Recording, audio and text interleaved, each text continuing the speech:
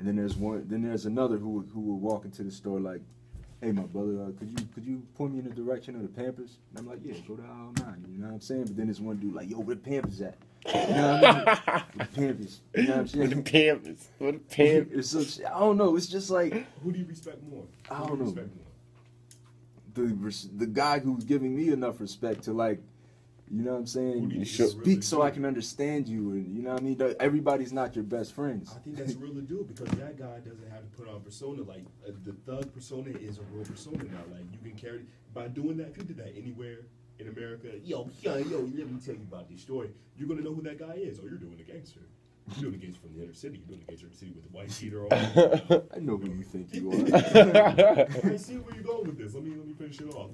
Like, I mean, it's become that kind of persona. I mean, but a true thug, I mean, a true person who's secure in himself, knows who he is, knows that he's really a threat. You have nothing to prove to anybody. I didn't even know those types of thugs existed until I started working. I was like, wow, there are people who don't glorify their lives. They just sort of like taking part in it. They're just like, this is my life, you know what I mean? Yeah. I'm in a gang, like, or whatever. You know what I mean? This is just my life. Like, some people just so enamored by it. They're just like, you know what I mean? You gotta put on the. It's usually people who not living that life. It's usually people who just only see it on TV and they just want to like hype it up. They trying to be a part of the hype because they feel like it's hype because it's perpetuated as hype. Like that's really what it is. Because the people in the shits ain't trying to really be like, yo, I'm living this way. Like they want better. Yo, everybody want better. My bad. I saw two old niggas singing Young Thug yesterday, yo. Nah, son, you a lie, son. They were singing it joyously. Look like two bitches. Like, that's Young Thug, right? Yeah, nigga. Like, they were really singing that shit. And I'm like, what the fuck, yo? Like, I don't know, man. I just don't understand it. Like, how could you be an old school thug and have any appreciation for the shit that is. Like, I'm sure if Young Thug walked down the street, everybody gonna turn their head like, what the fuck is wrong with this nigga? You know what I'm saying? Yeah. But they love the music. I don't know. It's just weird, man. I don't get it. I was thinking about it yesterday. It's like the form of music he making, he must have like a really open-minded engineer or whatever, because he making R&B trap music. That's what the fuck he is. He's an R&B trap singer. Him and Rich Homie Quan for that matter. Like they've been trying to reach a couple different audiences at once, man. Yeah. Reach trap niggas, the niggas who still hold on to R&B and shit, and they're trying to reach bitches niggas who don't know whether it's right or wrong to wear a dress. Like, yeah. There's a lot of different demographics he's trying to cover. Because his personal image, the physical image of him is baffling. It's like he's lost. He looked like a lost soul, for real, yo. He looked like somebody just told him to, like, get dressed like sound like Lil Wayne, sing like Drake, get dressed like you can't see, and piercing things that are like taboo for males to do. And right there, we've created the right melting pot of what could be the next big blah blah blah. Like, my hang up with Young Thug is that, I mean, it's pretty obvious that everything that he's doing is a gimmick, and it's deliberate. You know what I mean? He's doing it on purpose for attention, for shock value, whatever. But my hang up with it is, I don't know if it's him doing that shit or if it's like his label forcing him to do that shit. You know what I'm saying? I think it's his label, man. Like, what you talk about with the engineer, him being open-minded, I think they just chose somebody who is going to carry on that task. And the reason he's trying to reach all those audiences, I think it's because his purpose, like, I think the purpose is for him to gather all these audiences in. You know? They want to create some kind of confusion, whatever. Like, member of the agenda. Member of the agenda, man. You have a task to carry out. This is the kind of characteristics I want you to have. So I'm sure he's not, wearing nail polish all the time. I don't know what kind of dude he is when he's outside. We'll never know. We'll never fucking know who he regularly is. Like, let's take Lady Gaga. Like, besides black and white, like I said, the kids who are just confused and don't know where they belong, that's who she caters to. This whole mother monster kind of thing. Yeah. She's a safe haven for all these kids who don't know where they fit. I don't know if I'm gay or if I'm straight. I don't know whether I'm a cornball, whether I'm cool. I don't know. I'm not secure with myself. I need somewhere to turn. I need guidance. So I see this person who doesn't judge me, You know what I mean? That's they might say crazy. something I don't agree, but hey, everything else sounds good. And I mean, I need a place to belong. You know what I'm saying? It's feeding off of our insecurities, off our weaknesses, with music, something that's made to uplift you. I mean, but still, like, you still don't know. Like, even Lady Gaga, you don't know if her gimmick is being pushed by her or her label. Because, I mean, if you, the only insight into her world is her. Is she can speak for herself. Same for Young Thug. Like, I don't know if I've never seen a Young Thug interview, so I don't know. I'm pretty sure that niggas ask him in his interviews, "What the fuck is wrong with you?" Like, and I never heard an explanation about it. Like, I think my view is biased. I think because of all the other stuff I've like researched and seen in the industry, so I kind of automatically assume that all this stuff is fake. I mean, I kind of assume that when it comes to something that's that over the top, that contrary to everything. You know what I mean, everything that should be something, then I think that's a gimmick. You know what I mean? But you're right, man. I think that one of the main reasons why they chose Young Thug is obviously because there was something in him that was compatible with what they were trying to achieve. You know that pitch with his voice, like if he sang, like his voice is annoying, but at the same time, like the melodies behind his voice make the song really well. Like I've sung some of them fucking songs. Like it's catchy. Maybe he's just a bisexual male, man. Even if he wasn't wearing dresses before, maybe he yo, even like that's pretty much like the least of my like concerns as far as him as a person. It's just what it's just everything else he represents for our music. And I know, like, if you got talent, that you letting somebody else dictate to you how to use your talents. That's really all he is. Like you're a puppet. Yeah. Because it goes so much further than your talents. Like that's why you said, like, if we didn't see what Young Thug looked like, we would have one conclusion as who he is. I mean, this dude who has like a falsetto voice, who does R&B. Probably gay. He probably a gay guy. I would assume he would be a gay guy. Yeah. But because they have this persona attached to him, you can't separate those two. Like same thing with Trinidad James, man. Like I remember I was talking to Shamir. That's all I know. Shout out to Shamir. It's not here. You talk about how this Bobby Shmurda thing, like what's making it so popular? Is it the visuals or is it the song? both. It's both. Trinidad James, what's making it so popular? Is it the visuals or is it the song? It was unison of both. You know what I mean? Like it was both for that for Trinidad James as well. I think like a lot of these artists, and there's definitely some who are genuinely talented. I think even though it's not my cup of tea,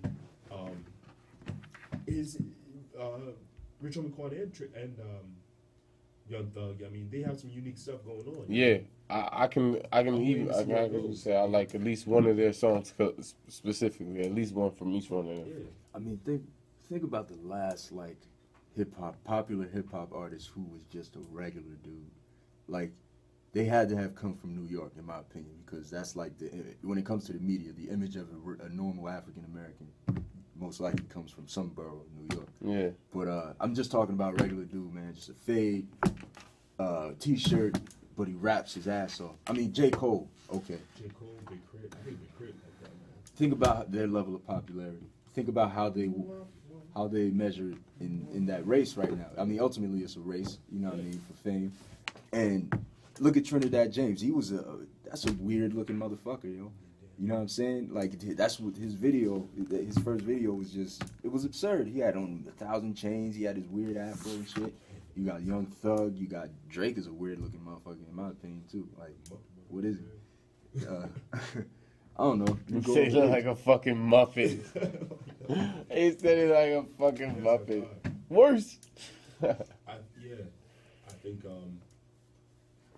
trends come and go, man. I think another trend is, talent over persona. Like, I think, in the 90s, especially with hip hop, you didn't really need that glammed up persona. In the 80s, you had to have it. Like, you had to have the rope change, you had to have the Adidas on, you had to have, if were singing, you had to have the Jerry Curl kind of style. You had to have some kind of gimmick to go along with. You had to be a showman. Yeah. I mean, even like with NWA, like, even though they weren't putting on, all weren't putting on Dr. Dre, uniform stuff, like, with the stethoscope and shit, like, they still, their gimmick was, we're these abrasive guys with this LA Raider gear on, all in black, coming at you. But I think in the 90s, with the onset of, like, like New York rap. You know what I mean? Like you really didn't need that gimmick. Like Nas, I don't really say like his talent is. I wouldn't say he has gimmick at all. Like Nas is no fucking rap. he's just a dope rapper. Nas is no gimmick. That's his. He is that person. He just is, and he rolls to the top of the ranks. Like Nasir is Nasir. Yeah. Nasir is Nasir. Genuine, bro. Nah. Exactly. That's me. That's why I don't use that name, yo. I really feel like he has taken claim. I know that shit was on. Yeah, I really feel like he's taking claim to that name, yo. Like that. Yeah, man. He just embodied what it is to be like Nasir. Because if you look up the definition of the name, it's like, like the comforter, the healer, one with words, and all of these different things that describe somebody who's meant to basically be like a teacher in some way, form, or fashion.